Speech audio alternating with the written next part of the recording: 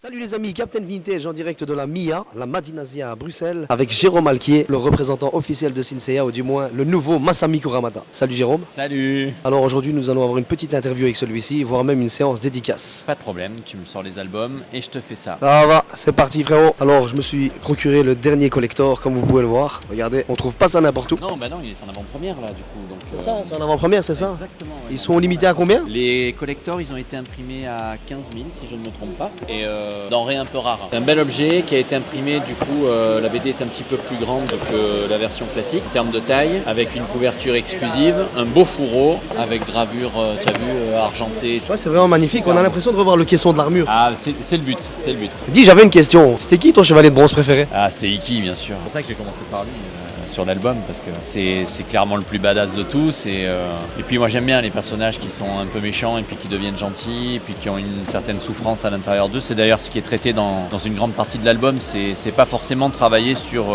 la seule et unique badass attitude du personnage, mais c'est aussi de travailler sur ses faiblesses, ses fêlures, qui a fait qu'il est devenu comme ça, et c'est ça qui est intéressant. Moi par contre quand j'étais petit je kiffais Seiya, mais en grandissant j'ai eu un petit fait pour yoga. T'étais à la Senseiya Experience d'ailleurs si je ne m'abuse, en tout cas c'est la première fois que j'ai entendu parler de toi. Eh ben écoute, oui j'y étais, ouais, c'était au Grand Rex. Très belle, c'est ça, très belle expérience comme tu dis, avec des musiques toujours aussi magnifiques, et puis j'avais la chance de voir la bande-annonce de l'album qui était diffusée sur le grand écran au Grand Rex. Ça aurait été dommage de s'en priver, parce que ça t'arrive certainement qu'une fois dans ta vie. Trop d'émotions, voilà, je pense que ça a mis tout le monde d'accord. Hein. Moi j'étais très heureux d'y participer, mais c'est superbe de voir un orchestre comme ça jouer les musiques de ton enfance, qui ont bercé ta jeunesse, qui ont bercé aussi tous les moments vraiment épiques de la série. Un grand moment, un moment magique. Ça fait donc longtemps toi que tu kiffes Senseiya, depuis le début? Ah, depuis le début, moi j'ai découvert Senseiya lors de la diffusion du premier épisode pour la première fois le 6 avril 88. Club Dorothée? Ah oui, j'étais devant un peu par hasard quand j'ai vu les colonnes grecques. Je me suis dit tiens, ça ressemble à Ulysse 31, je vais regarder un peu ce qui s'y passe. Ouais. Et puis j'ai adoré très rapidement dès l'épisode 4-5 avec le combat Seiya-Shiryu.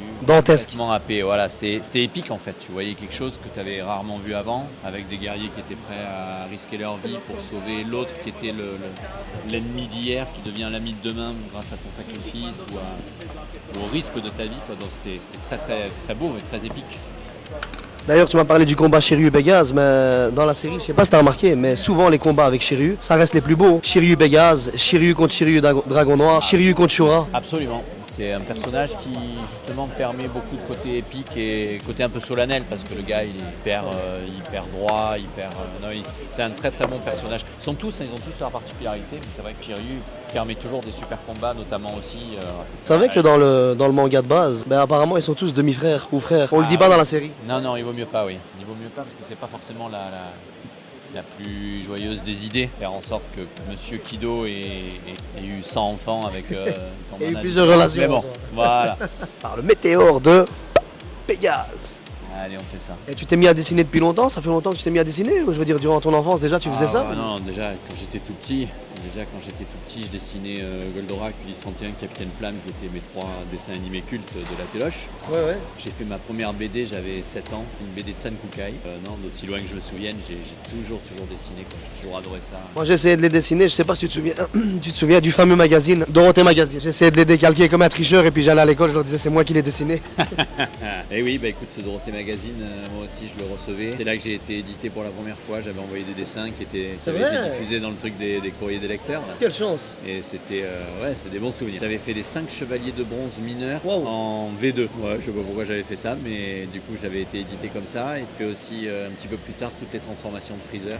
C'est des bons souvenirs. Dis une question que je me suis toujours posée. As-tu déjà rencontré Masami Kuramada ou as-tu déjà conversé avec lui, discuté? Alors on ne s'est pas rencontrés, on fait des conversations via nos éditeurs interposés pour l'album et montré et validé par Maître Kurumada pour que ça puisse être. Donc voilà, ça se passe comme ça, on ne s'est pas rencontrés ni de visu, ni par téléphone ou Skype ou je ne sais quoi d'autre. Il y a un respect de l'œuvre ici au fait. D'habitude, tout ce qui est sorti de Senseiya après la série de base, j'ai jamais trop accroché. Hormis les Lost Canvas, j'avais beaucoup de mal avec ça. Mais ce qui m'a attiré vers toi, c'est que j'ai ressenti justement ce respect de l'œuvre initiale. Donc c'est pour ça que je t'ai demandé ce que tu l'avais déjà rencontré. Pas parler pour les autres séries, moi j'aime bien un petit peu tout ce qui est sorti, donc pas te dire que j'ai pas retrouvé l'ambiance de ceci ou cela, mais ce qui est certain c'est que pour notre projet en tout cas, je voulais qu'on ressente l'influence de Senseiya du Japon et en même temps je voulais qu'on ressente l'influence des Chevaliers du Zodiaque à la télé française, quoi. Je voudrais vraiment que dans l'album, il y ait cette... Comment dire, que quand tu ouvres l'album, quelque chose qui est très respectueux de l'œuvre originale de Maître Kurumada et qui en même temps te rappelle tes années Club Do, comme tu dis, quoi. Voilà, parce que j'ai grandi avec ça et c'est grâce à ça que j'ai été passionné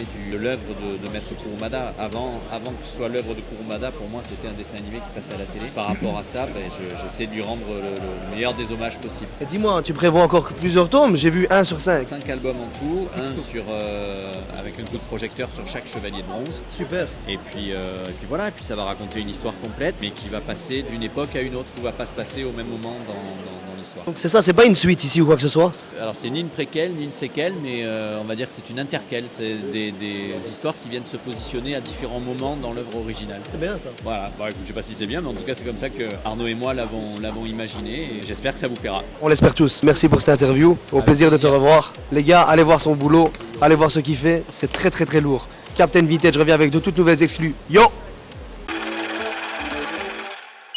All them boys just